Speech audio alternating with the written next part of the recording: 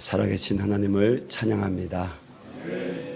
오늘 예배드리는 우리 심령 가운데 하나님의 은혜가 풍성하게 임하기를 바랍니다. 다시 한번 저희 오늘 교회 공동체를 찾아주신 우리 한 분 한 분에게 예수님 이름으로 정말 환영하고 그리고 축복합니다. 오늘은 우리가 맥주 감사절입니다. 근데 성경대로 한다면 사실은 오늘 맥주가 아니라 유대인들은 이스라엘 땅에서는 77절 또 초실절 이때가 바로 오순절이라고도 부르고요. 미래 첫 이렇게 수확을 해가지고 하나님께 감사로 나온 날입니다. 그래서 유대적 상황은 밀수확이다 이렇게 보시면 됩니다. 그래서 우리 대한민국에 복음이 들어와서 우리 한국적 상황은 뭐입니까? 여름이 시작되는 이 7월 첫째 주 이때가 보리를 수확해서 하나님께 감사 예배를 드린 것이 유래입니다. 자, 우리가 이 맥주 감사절의 유래를 더 성경적으로 우리가 찾아봐야 되는데요. 레위기 23장 15절부터 22절 말씀 한번 찾아보시기 바랍니다. 레위기 23장 출애굽기 뒤에 레위기입니다. 15절부터 22절 말씀 우리 같이 합독해서 우리 읽겠습니다. 안식일 이튿날 곧 너희가 요제로 곡식단을 가져온 날부터 세워서 7 안식일의 수요를 채우고 7 안식일 이튿날까지 합하여 50일을 계수하여 새 소재를 여호와께 드리되 너희의 처소에서 10분의 2 에바로 만든 떡 2개를 가져다가 흔들지니 이는 고운 가루에 누룩을 넣어서 구울 것이요 이는 첫 요제로 여호와께 드리는 것이며 너희는 또 이 떡과 함께 1년 된 흠없는 어린 양 7마리와 어린 숫소 1마리와 수양 2마리를 드리되 이것들을 그 소제와 그 전제 제물과 함께 여호와께 번제로 삼을지니 이는 화제라 여호와께 향기로운 냄새며 또 수염소 하나로 드리며 1년 된 어린 수양 2마리를 화목제물로 드릴 것이요 제사장은 그 첫 이삭의 떡과 함께 그 2마리 어린 양을 여호와 앞에 흔들어 요제를 삼을 것이요 이것들은 여호와께 드리는 성물이니 제사장에게 돌릴 것이며 이날에 너희는 너희 중에 성회를 공포하고 어떤 노동도 하지 말지니 이는 너희가 그 거주하는 각 처에서 대대로 지킬 영원한 규례니라. 너희 땅에 곡물을 벨 때에 밤 모퉁이까지 다 베지 말며 떨어진 것을 줍지 말고 그것을 가난한 자와 거류민을 위하여 남겨두라. 나는 너희 하나님 여호와니라. 아멘. 자, 이 말씀이 전 세계 교회가 하나님 앞에 드리는 초실절, 77절, 맥주절의 근거가 되는 말씀입니다. 하나님께서 이스라엘 백성들을 바로 구원하셔서 가나안 땅에 들어가게 하셨습니다. 그들이 그 땅에 들어가서 첫 농사를 지어서 맨 처음 나는 곡식이 바로 밀이었는데 그 밀을 수확해서 오늘 2가지 모양으로 가져옵니다. 하나는 곡식 단체를 가져옵니다. 단을 가져와서 흔들어서 이렇게 하나님께 감사합니다 이렇게 흔들어서 드리는 것이 바로 요제입니다. 그리고 또 그 첫 곡식을 가지고 고운 가루를 이렇게 빻아서 그것을 떡으로 굽습니다. 그래서 그 떡을 또 하나님께 올려드리면서 흔들면서 하나님 일용할 양식을 우리에게 주셔서 감사합니다. 하나님 이 땅에 또 이런 곡식이 무르익어서 우리가 먹을 수 있어서 감사합니다. 생명 주시는 분은 하나님이십니다. 이렇게 하나님께 감사하는 것입니다. 그뿐 아니라 오늘 말씀해 보니까 재물 갖고 나옵니다. 그리고 그 재물을 가지고 양을 잡아서 하나님께 번제도 드리고요, 속건제도 드리고요, 그리고 화목제도 드립니다. 그날 아침부터 여러분 저녁까지 계속적으로 이 성막 그리고 회막 혹은 다윗 왕 이후 솔로몬이 성전을 건축한 그때에는요, 성전에서 아침부터 늦게까지 계속적으로 하나님께 감사로 이렇게 예배를 드린 것입니다. 감사로 제사를 드린 것입니다. 우리 옆에 있는 분에게 감사로 하나님을 영화롭게 합시다. 한번 우리 서로 인사합시다. 감사로 하나님을 영화롭게 합시다. 예. 시편 50편 23절 말씀이죠. 감사로 여호와께 나아가는 자는 하나님을 영화롭게 한다고 했습니다. 하나님을 감사로 영화롭게 하는 자에게 하나님이 구원을 보이시겠다고 분명히 시편 23편에서 우리에게 50편 23절에서 말씀하고 있습니다. 자, 오늘 그러면 이스라엘 백성들에게 이 77절, 이 초실절, 오순절 여러 이름으로 불리는데요. 왜 오순절이라고 부르느냐? 이 초막절을 이 맥주절을 왜 오순절이라고 부르냐면 이스라엘 백성들이 6월절 구원 사건이 있은 이후로부터 몇 주요? 예, 7주가 지나서 50일째 된 날, 그러니까 10일씩 5번 해서 50일째 된 날 하나님께 나아가는 바로 이 절기이기 때문에 오순절이라고 부른 것입니다. 자, 오늘 우리는 이 맥주감사 주일날 주님 앞에 어떤 감사를 갖고 나왔습니까? 저는 사실 이 주중에 이 말씀을 묵상하면서 하나님, 상황은 정말 감사할 수 없는 문제에 고난에 고통 가운데 있는 성도들도 있습니다. 하나님, 감사라고 하는데 어떻게 감사하면 좋겠습니까? 하나님, 정말 이 감사라는 이 하나님이 말씀을 주님 성경대로 선포해야 되는데 어떻게 감사할 수 있습니까? 하나님이 시편 이 107편에서 1절 9절 말씀을 보게 하셨습니다. 오늘 우리 말씀을 다 읽으셨죠? 그래서 오늘 말씀 주제가 뭐냐면 고난 중에도 감사하라. 따라합시다. 고난 중에도 감사하라. 이 말씀을 세 가지 맥락으로 나누고자 합니다. 첫째는 누구에게나 인생에 고난이 있다는 것입니다. 당신은 어떤 고난 속에서 살아가고 있습니까? 시편 기자는 본문 2절에서 시작하여 5절까지 이렇게 말씀하고 있습니다. 우리 2절부터 5절까지 읽겠습니다. 여호와께 속량을 받은 자들은 이같이 말할지어다. 여호와께서 대적의 손에서 그들을 속량하사 동서남북 각 지방에서부터 모으셨도다. 그들이 광야 사막길에서 방황하며 거주할 성읍을 찾지 못하고 줄이고 목이 말라 그들의 영혼이 그들 안에서 피곤하였도다. 올 시편 기자는요, 감사라, 여호와의 인자하심에, 그리고 그의 선하심에 감사라 이렇게 해놓고 그 뒤에 절 말씀 쭉 보니까요, 고난에 대해서 얘기하는 겁니다. 고난에 대해서. 시편 기자가 고백하는 이 말씀의 상황은요, 현재형으로 우리가 말씀 묵상할 수도 있겠지만 과거형으로 하는 말씀입니다. 하나님께서 대적 애굽의 바로의 밑에서 노예 생활하는 이스라엘 백성들을 장정만 200만 명이라고 했습니다. 그 이스라엘 백성들을 6월절 어린 양의 사건으로 속량하사 애굽에서 이렇게 탈출하게 하셨습니다. 그리고 그들을 바로 광야로 인도하셨는데, 광야는 여러분 사막길입니다. 오늘 말씀에 나온 그대로 광야는 사막길입니다. 그리고 일주일이나 보름길이면 원래 하나님이 약속하신 가나안 땅에 직행해서 들어갈 수가 있는데, 요즘 뭐입니까? 비행기를 타면 한두 시간 아니면 가겠죠. 그렇죠?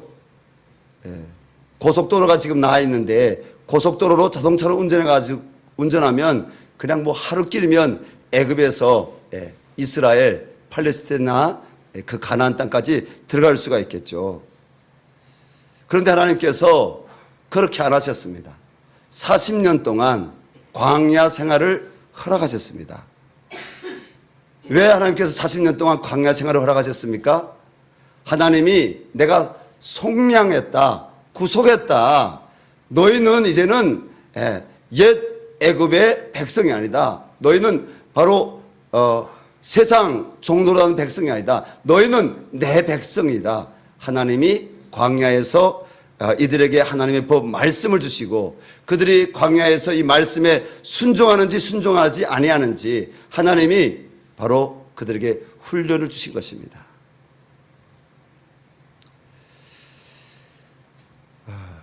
그들은 그 광야에서 성령의 구름기둥과 불기둥이 없으면 방황하며 거주할 성읍을 찾을 수도 없는 무지의 사람들이었습니다.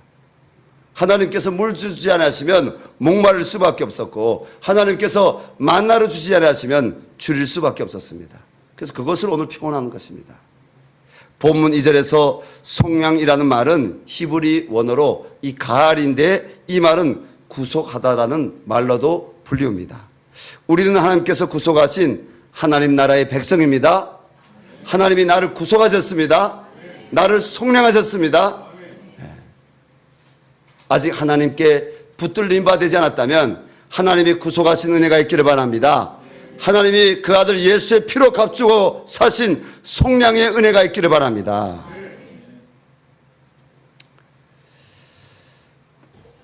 그럼에도 우리는 이 땅에 살아갈 동안 우리에게는 말씀에 기록된 것처럼 대적 앞에 두려운 고난도 있고요. 광야 사막길에서 방황이라는 고난도 있습니다. 그 가운데서 때론 고난이 얼마나 극심한지 거주할 성읍 혹은 집도 잃어버리는 경제적인 것을 의미하죠. 잃어버리는 그런 방황하는 목마르고 피곤한 고난도 있습니다. 사랑하는 교우 여러분에게 또 오늘 저희 이 교회 공동체에 찾아와서 하나님을 함께 예배하는 성도님들에게 한번 묻겠습니다. 하나님이 인생들에게 묻습니다. 너희가 인생의 좋은 그림을 그리고 그 인생대로 너희가 살려고 했을 때 그렇게 사라지더냐 이렇게 묻습니다. 시편 127편 말씀 보니까 사람이요 아침에 일찍 일어나서 적게 저녁 늦게까지 수고하고 애쓰지만 하나님께서 주시지 않으시면 그 인생이요 평안할 수 없다는 것입니다. 그 인생이 수고하고 애써서 무엇인가 얻으려고 하지만 하나님께서 허락하지 않으면 얻을 수 없다는 것입니다. 생각해 보십시오. 우리 다 일해본 경험이 있잖아요. 저도 일해본 경험이 있잖아요. 하루에 나가서 요즘 일하면 얼마를 봅니까? 인테리어 하시는 분들은 한 20만 원 넘게도 번답니다. 또 건설 현장 가서 일하시는 분들은 일당 하루에 최소한 15만 원 가까이를 벌 수가 있다고 합니다. 또 매일 식당이나 혹은 컴퓨터가 있는 이런 사무실에 들어가서 사무직으로 일하시는 분들 한 달에 20일은 넘게 일하잖아요. 그럼 계산이 나오잖아요. 그렇죠? 한 달에 나의 월급은 뭐 300만 원 혹은 400만 원 또 최소는 200만 원 그렇게 1년에 벌면 얼마 그리고 여기에서 내가 한 달에 얼마씩 저축해서 저축하면 나는 앞으로 몇 년이면 무엇을 할 수 있다. 이런 계산이 다 나오잖아요. 결혼을 하려면 10년은 벌어야 되겠다. 뭐 청년들. 여러분 정말 우리 인생이 그렇게 다 계획적으로 계산해 가지고 우리 인생이 멋지게 사라지는 겁니까? 아닙니다. 우리 인생에 덫이 있습니다. 우리 인생에 여러분 내가 원하지 않는 올가미가 있습니다. 계획한 대로 사라지는 것이 아니라 오늘 성경 말씀에 하나님 말씀하신 대로 여러분 광야 같은 것입니다. 저는 이 말씀 준비하며 가만히 생각해 봤어요. 우리 인생이 경기에 나선 골프 선수로 말하면 이런 멋진 샷을 한번 딱 날리면 되는데 여러분 그렇게 되지 않잖아요. 그렇죠? 이 말씀을 듣는 나에게는 여러분 어떠한 현재 작고 큰 고난, 염려가 있습니까? 이 고난, 염려를 우리가 어떻게 극복할 수 있습니까? 오늘 본문 말씀에서 하나님이 두 가지로 말씀하십니다. 첫 번째는요, 인생의 고난을 어떻게 극복할 수 있는가? 여러분 부르짖어 기도하라고 말씀하십니다. 일본의 다하라 요네코 여사의 글 사는 것이 황홀하다 에서 인생에 대하여 이렇게 질문합니다. 정말 사는 것이 황홀한가? 사는 것이 정말 가치가 있는 것인가? 인생이란 참으로 놀라운 것인가? 저는 이분의 글을 읽어보면서 이분이 어디서 뺏겨온 글이 아니다. 자기의 인생의 경험이다. 정말 황홀한 인생을 살기를 원하지만 정말 내가 사는 것이 정말 황홀한가? 사는 것이 정말 가치가 있는가? 인생이 참으로 놀라운 것인가? 제 마음에 다가왔습니다. 그럼 나에게 현재 극복해야 될 고난을 어떻게 이기고 승리할 수 있습니까? 시편 기자는 6절에서 8절까지 해서 이렇게 고백합니다. 우리 6절부터 8절까지 함께 읽겠습니다. 이에 그들이 근심 중에 여호와께 부르짖매 그들이 고통에서 건지시고 또 바른 길로 인도하사 거주할 성읍에 이르게 하셨도다. 여호와의 인자하심과 인생에 행하신 기적으로 말미암아 그를 찬송할지로다. 그가 사모하는 영혼에게 만족을 줄인 영혼에게 좋은 것으로 채워주심이로다. 아멘. 뭐예요? 분명 6절 말씀 보니까 근심이 있대요. 고난이 있대요. 그런데 이 근심 있는 자가, 이 고난 있는 자가 어떻게 한다고요? 하나님께 나아가서 여호와께 부르짖었더니 하나님이 그들의 고통에서 건지시고 또 그들을 바른 길로 인도하시고 또 그들에게 거주할 성읍에 이르게 하셨다는 것입니다. 여러분 이스라엘 백성들은요 애굽에서 가나안까지 인도하는 그 여정 가운데 한 사람을 지금도 기억하고 있습니다. 이스라엘 백성들이 조상들 가운데 존경하는 몇 사람이 있습니다. 아브라함을 존경합니다. 그리고 다윗을 존경합니다. 그리고 반드시 빼놓지 않고 존경하는 사람이 누굽니까? 모세입니다. 모세. 이 모세를 존경합니다. 근데 광야에 이스라엘 백성들 수백만 명을 이끌고 나왔던 모세, 그 모세는요 아침 일찍이 일어나서 해가 동쪽에서 떠오르기 전에 반드시 들어가고 나가서 엎드렸던 곳이 있습니다. 그것은 어디냐면 바로 회막입니다. 성막입니다. 하나님은 사도행전에서 말씀하시기를 모세가 나가서 엎드렸던 그 회막, 성막을 중심으로 한 이스라엘 백성들의 공동체를 무슨 공동체라고 말씀하셨어요? 무슨 교회라고 말씀하셨어요? 광야교회. 이 광야교회에서 모세는 해가 동쪽에 떠오르기 전에 회막에 들어가서 하나님께 엎드렸어. 누구처럼요?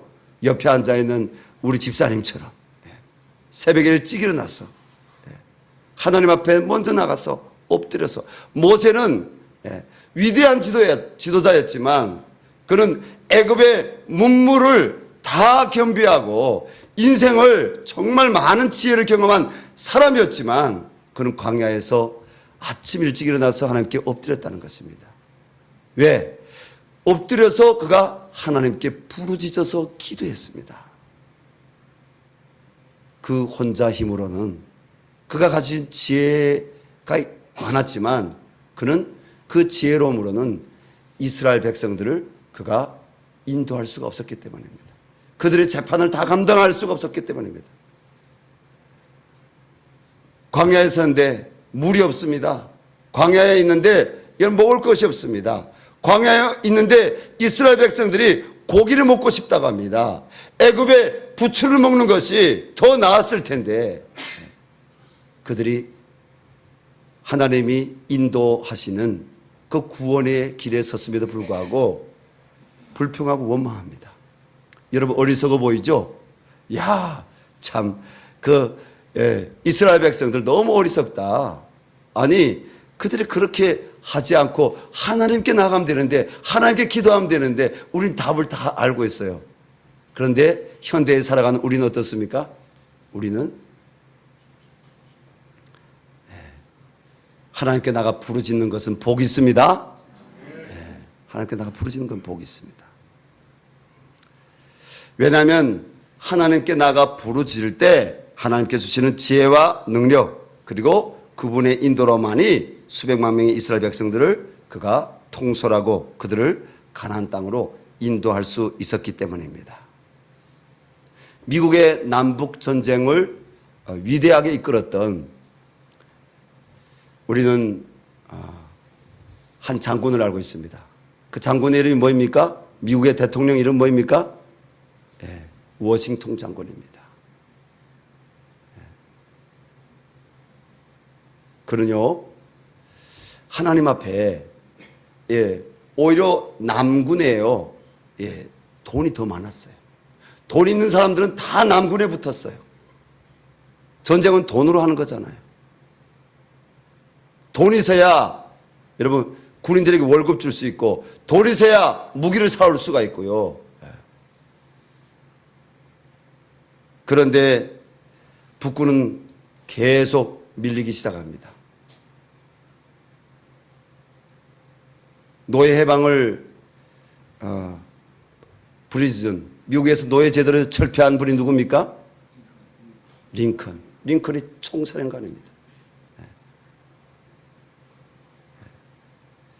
워싱턴이 아니라 링컨이 정말 캐나다 국경 가까이 밀리기까지 질 수밖에 없는 상황에서 그는 밤마다 그 총사령관실 그의 집무실에서는요 불이 꺼지지 않았습니다. 테이블 밑에 엎드려서 말씀을 펼쳐놓고 링컨은 부르짖고 하나님께 또 부르짖고 기도했다는 그 기록이 링컨 대통령에 대한 글에서 우리가 읽어볼 수 있습니다. 결국은 하나님께서는 여러분 돈이 많은 그래서 무기도 더 좋고 군력이 많은 남군의 편이 되신 것이 아니라 하나님은 누구의 편이 됐습니까? 하나님의 공의와 정의를 구하는 하나님 말씀이 이루어지기를 기도하는 바로 부르짖는 링컨 대통령의 편이 되어주셔서 하나님이 남북을 통일시켜 주시고 노예제도를 철폐하게 하시고 하나님이 저 미국 아메리칸 합중국에 하나님 평화를 주신 줄로 믿습니다. 교회는 기도해야 됩니다. 저는 이 말씀 묵상하면서 다윗을 생각해 봤습니다. 시편 40편 말씀 보니까 다윗이 그 1절로부터 보니까 내가 인생에 기가 막힌 수렁이와 웅덩이에 빠졌을 때 어떻게 했다고요? 다윗은 내가 여호와께 부르짖었더니 여호와께서 나의 기도를 들으사 나를 그 기가 막힐 수렁이와 웅덩이에서 끌어올리시고 내 혀에 새 노래를 주셨으니 다윗은 이 부르짖는 것이 얼마나 중요한지 하나님의 얼굴을 구하며 하나님 말씀 붙잡고 하나님 앞에 나아가서 기도하는 것이 얼마나 중요한지 다윗은 자기의 바로 삶의 경험을 통해서 시편 기자로서 시편 40편에 기록했습니다. 사랑하는 교우 여러분, 부르짖을 수 있는 성도님들 될 수 있기를 바랍니다. 이번 7월부터 8월까지 말씀 전체 주제가 내가 구한 것은 받은 줄로 믿으라. 오늘날도 하나님의 살아계심이 우리 가운데 있습니다. 하나님을 찾는 자는 반드시 그분을 만납니다. 창조주 하나님으로, 구원의 하나님으로, 소망의 하나님으로, 회복의 하나님으로, 치료의 하나님으로 만나는 축복이 우리 성도님들의 있기를 예수님의 이름으로 축원합니다. 6절에 보니까 하나님께서 시편 기자를 통해서 우리 인생을 근심이라고 이렇게 표현했습니다. 근데 이 시편 기자가 말한 이 근심이요, 원어로 보니까 이 히브리어로 차른데 이 말은 좁은 고통, 대적이라는 말로도 번역이 됩니다. 시편 기자는 인생의 대로가 아닌 좁은 곳에서, 기쁨이 아닌 고통 가운데서, 나를 둘러싼 대적의 문제 앞에서 내 힘으로는 더는 안 되는 무력함 가운데서 그 위기를 극복할 수 있는 방법이 있는데 그 방법이 바로 살아계신 창조자 하나님께 부르짖는 것이라고 오늘 우리에게 선언하는 것입니다. 옆에 있는 분에게 하나님께 부르짖으면 살 수 있습니다. 하나님께 부르짖으면 살 수 있습니다. 네. 여러분, 남편이 옆에 앉아 있거나 아내가 옆에 있으면 손 좀 잡아주세요. 손 좀 잡아주세요. 손 잡아주면서 당신 부르짖으면 살 수 있대.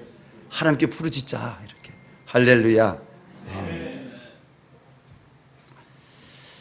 또 인생의 고난을 우리가 어떻게 극복할 수 있습니까? 여러분, 감사하라고 말씀하고 있습니다. 주 안에 사랑하는 성도 여러분, 맥주감사주일날 하나님은 우리가 안고 있는 고난의 문제를 모르시는 것이 아니라 알고 있습니다. 인생의 고난 중에 하나님께 부르짖어 기적을 체험한 시편 기자는 본문 1절에서 이렇게 선언을 합니다.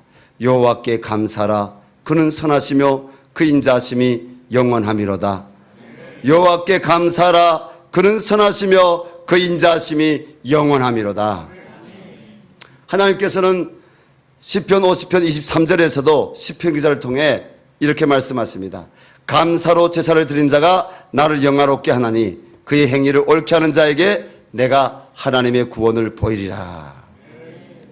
미국의 실업가 중에 스탠리 텐이라는 박사가 있었습니다. 그는 회사를 크게 세우고 돈을 많이 벌어서 유명하게 되었는데 그만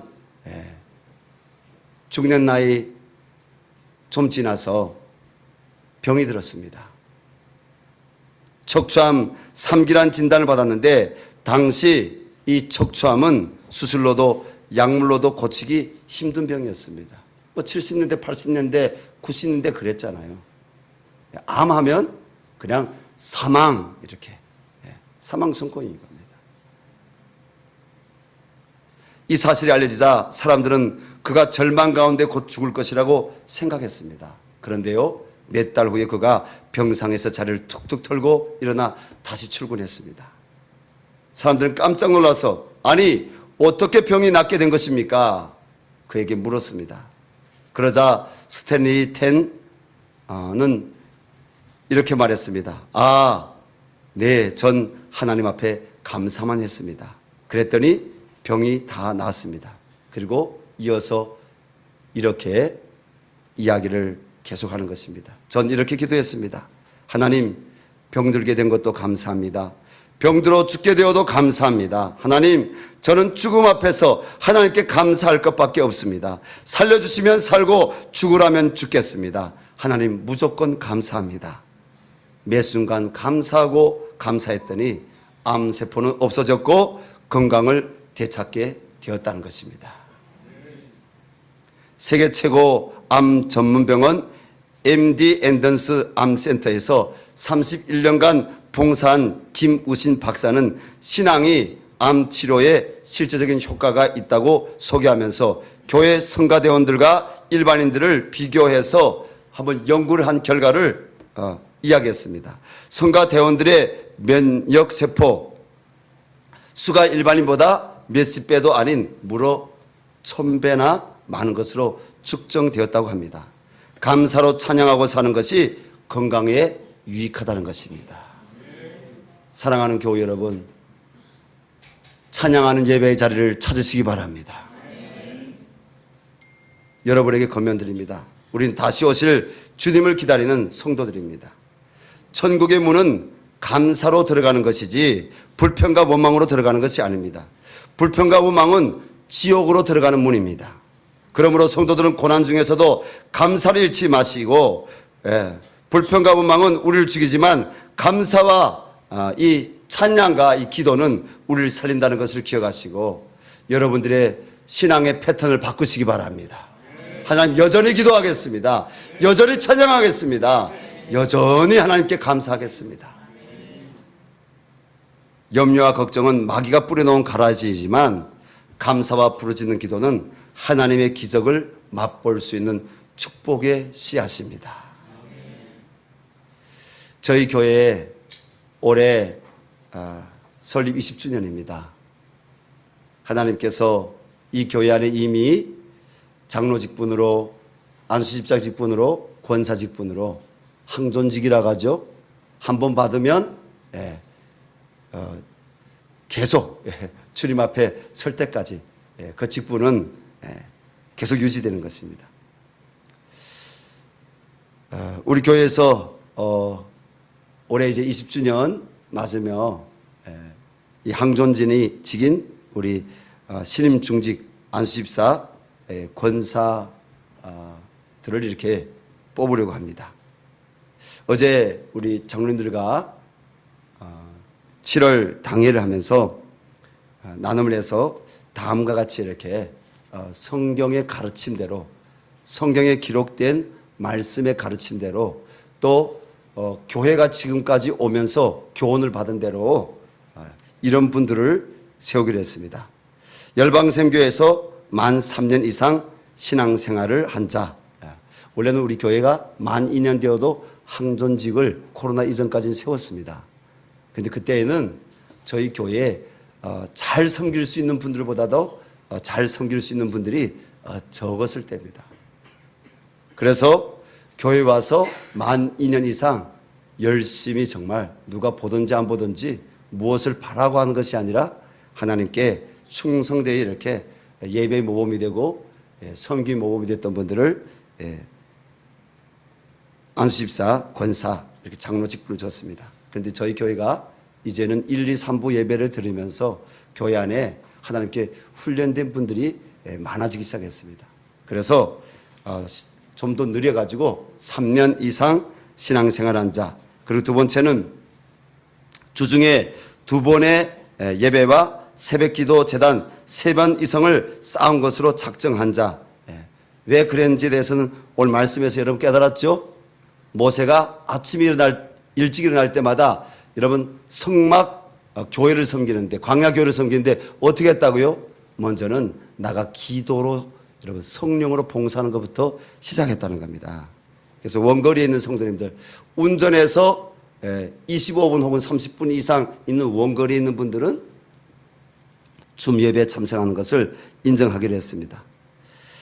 또 세 번째는 성경의 가르침대로 예배자로 온전한 헌금 봉사 훈련이 된 사람. 그리고 네 번째는 제자 양육 훈련 커리의 70% 이상을 이수한 사람입니다. 다섯 번째는 지혜와 성령이 충만한 자로 교회 성도들에게 칭찬을 받는 사람입니다.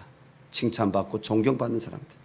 그리고 여섯 번째는 셀장 이상 교회 리더로 봉사하는 자들입니다.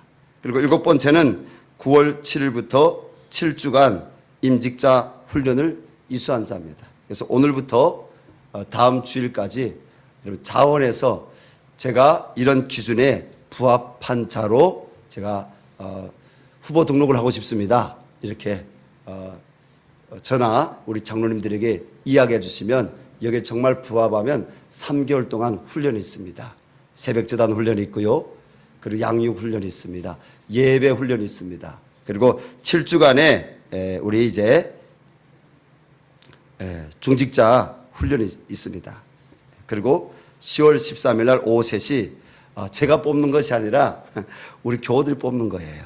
하나님 앞에서 말씀대로 투표를 합니다. 공동의회를 열고 수님 중직자 선거를 하게 되는 겁니다. 그래서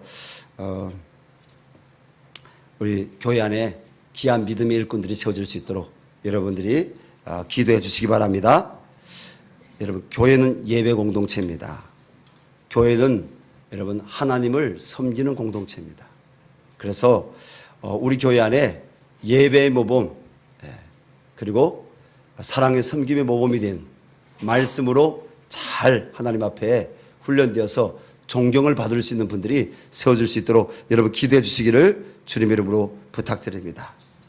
말씀을 마무리하겠습니다. 주 안에 사랑하는 여러분, 오늘 고난 중에서도 감사라는 말씀을 들은 우리는 믿음을 가지시고 하나님의 사랑의 손길을 의지하여 절망을 버리시고 세상과 구별된 예배의 자리에 나와 하나님께 부르짖어 기도하시고 감사와 찬송을 드리시기 바랍니다.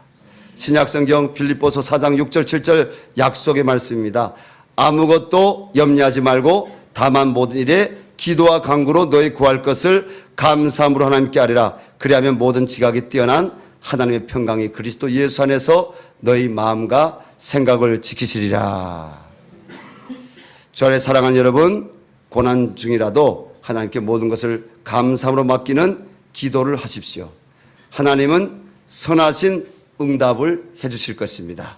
이 시간 우리 하나님께 주여 한 부분 우리가 부르고 주신 말씀 기억하면서 하나님, 이 고난 중에도 감사하는 성도로 승리하기를 원합니다. 다윗처럼 하나님께 부르짖게 해주시고 하나님께 감사함으로 나아가게 도와주시옵소서. 감사하는 자에게 하나님의 구원을 보이시겠다고 말씀하셨는데 하나님께 나의 삶을 감사로 바꾸겠습니다. 하나님 도와주시고 인도해달라고 기도하고요. 하나님, 또 우리 조국 대한민국을 하나님의 사랑과 진리와 정의와 공의가 흐르는 아버지요, 이 대한민국 될 수 있도록 하나님 정말 정치적인 아버지 정쟁이 멈춰서게 도와주시고 이 국민들이 안정되게 살아갈 수 있도록 이 나라를 고쳐달라고 하나님께 기도했으면 좋겠습니다. 우리 또 열방샘교회 하나님께서 말씀으로 세우시는 귀한 일꾼들이 잘 훈련되어진 성도들에게 본을 보일 수 있는 그런 주님의 일꾼들이 우리 교회에 세워지게 해달라고 우리 주여 한 번 부르고 기도하겠습니다. 주여, 하나님